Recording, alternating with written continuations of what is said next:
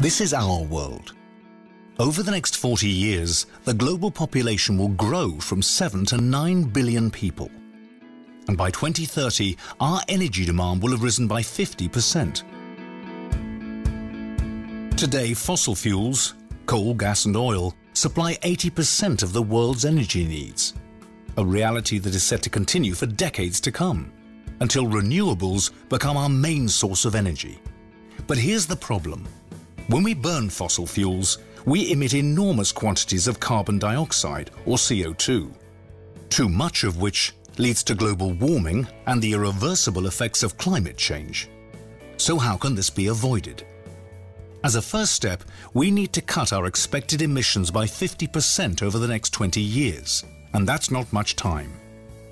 A solution is greater energy efficiency, more renewables, and CO2 capture and storage, or CCS, a technology which has the potential to capture half the world's current CO2 emissions.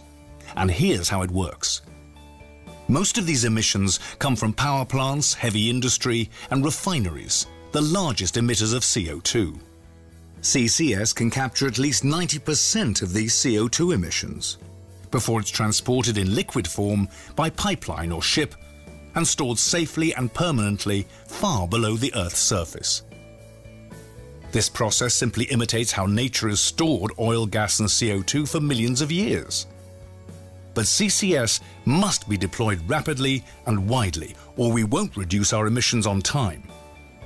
That's why this combination of CCS, renewables and energy efficiency will lead us to the sustainable energy systems of the future. ZEP, the EU's authority on CCS.